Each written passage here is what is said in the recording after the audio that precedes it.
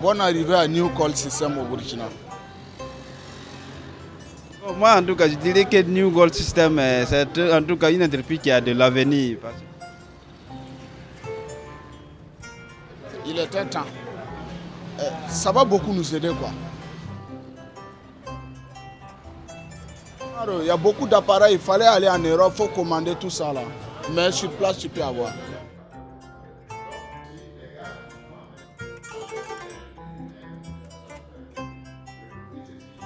New Gold, bonne arrivée.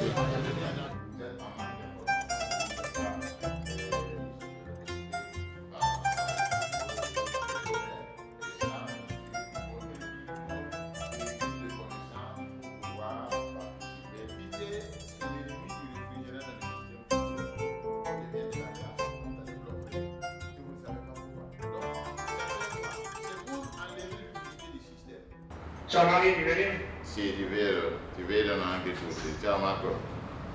Ciao Mari, buongiorno a tutti. Buongiorno a tout le monde. Attends, je vais voir si j'arrive à tourner mon ordinateur, peut-être tu vas voir le monde que tu as salué. Voilà le tout le monde.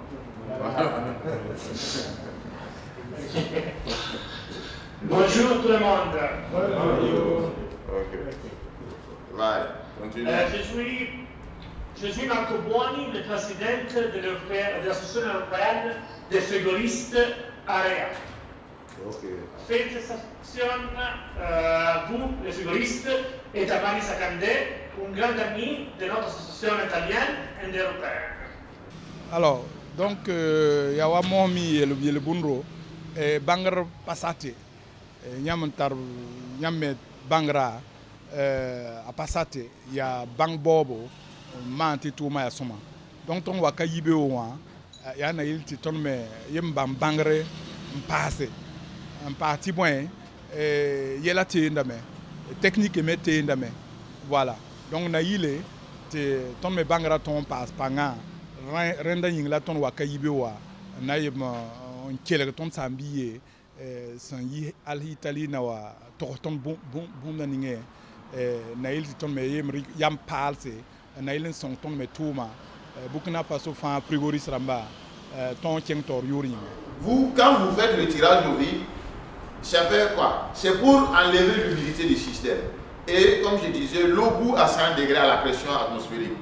Ok, ça veut dire 113 millibars.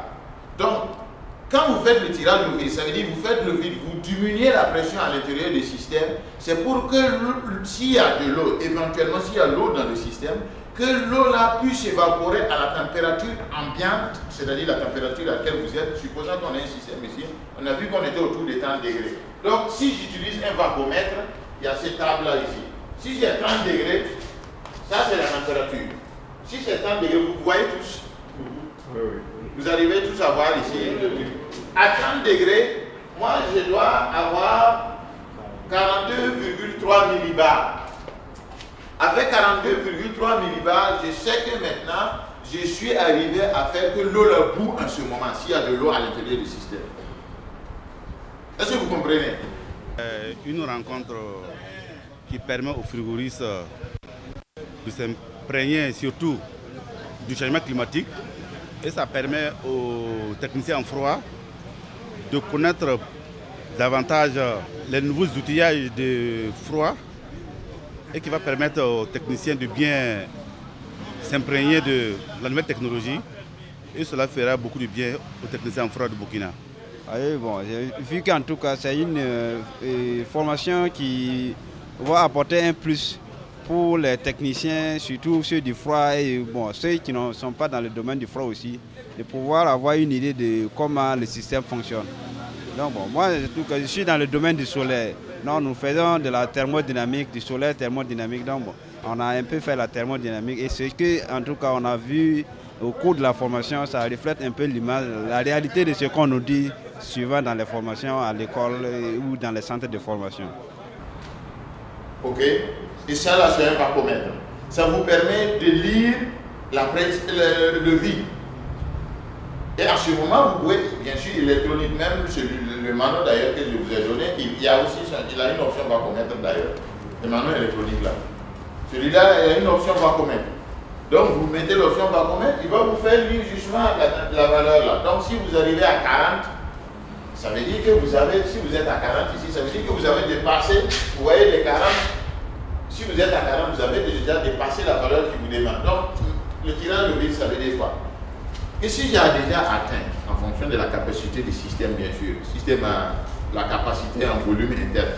Si je fais le vide et j'arrive à 42, supposons que je le fais actuellement parce qu'on est autour de 30 degrés, et j'arrive à 42, je le laisse peut-être, parce que c'est un petit système, je le laisse 10 minutes en plus, je descends et finis mon tirage de vide. Les technologies ont même été et bangra pahdame nyamari quoi pin frigo ramba animosa frigo ramba ye pa yemri donc renwe moi et ton pamti ton sambi be Italie ti bam me fabrique tera benoa donc ya tile te bam me wa wini tondo et tera bam fabrique da ya modèle bugo na il ti ton membe Burkina Faso kawa abiton meton bangre ti te bam ha wabala bi technicien ba fa Burkina Faso technicien ba fa be tout kan pour moi ton managaden ti na il ti économie d'énergie ramba yam geti rundo tulwa weda ton wusugo sa panidi yam mim ti frigoriste ramba be yel kan pour donc bangra ham pa den ton men men kol ton me dunia wa na ilti tool sa bon tombo. Le bureau Ozone, c'est la structure une structure du ministère qui s'occupe de la gestion des gaz notamment les gaz frigorigènes qui entrent dans les instruments, du moins c'est le matériel de froid. Donc nous sommes chargés justement de délivrer les autorisations, de contrôler les fluides frigorigènes et d'aider les praticiens du froid à mieux gérer ces fluides frigorigènes qui sont des fluides justement qui, dans une bonne partie, quand ils s'échappent dans l'air, peuvent appauvrir la couche d'ozone.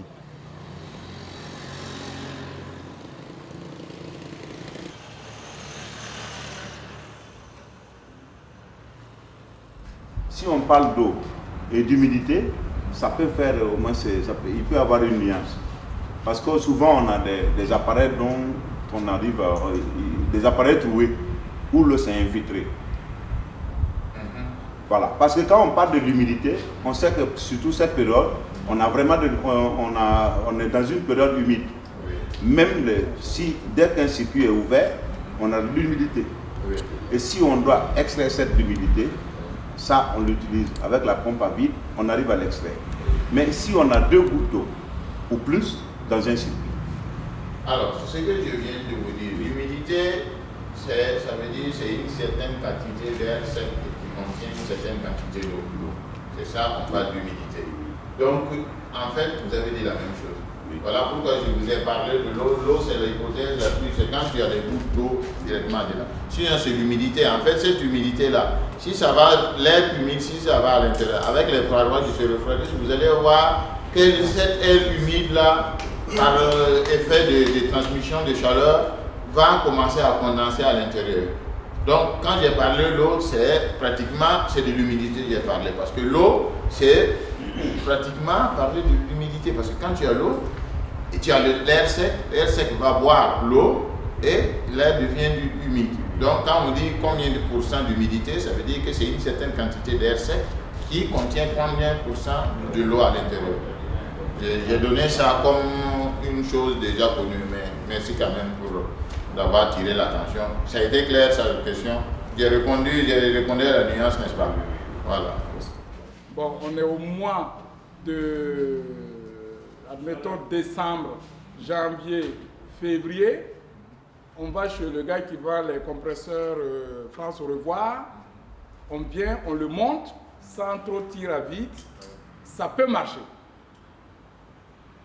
Après, à partir du mois de mai, juin, juillet, août, où vous voyez les nuages, vous partez sur le même problème se pose à vous, vous partez sur le même commerçant, vous prenez le même compresseur, sur le même type de frigo, vous l'installez, vous risquez de ne pas le faire bien marcher et vous allez accuser le vendeur de compresseur France revoir disant ah faut série ou faut un talent ou un camarade de Balindarouan même tirawan n'ingeayo kwekabe. Donc c'est pour insister sur le fait de la pompe à vide. Et je remercie M. Sakandé parce que ce problème depuis des années, c'était notre combat.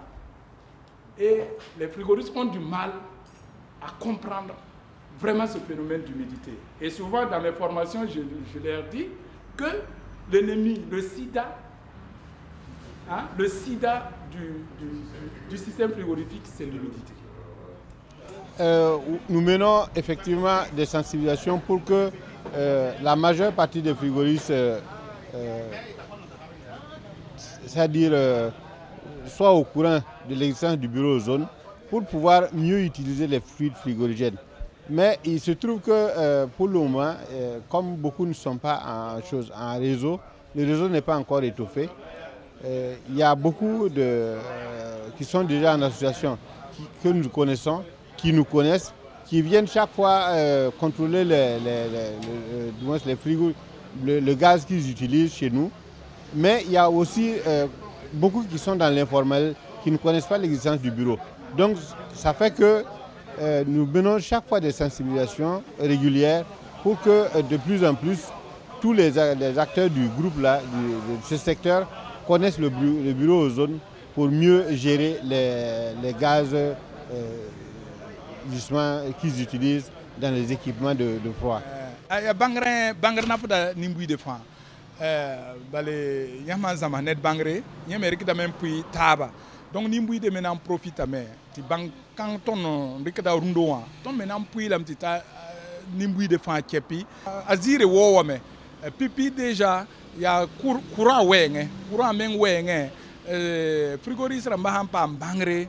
Nan kitam ti courant consommation ramba boe husugo ni ay pipi yibon soba client ba me sunro te ya nogo bale frigoriste ramba tara bangre hambol neta wa mana wa frigo wa mana wa climatiseur na yi touro na yi soma donc ya nimbu de fana fa bala voilà.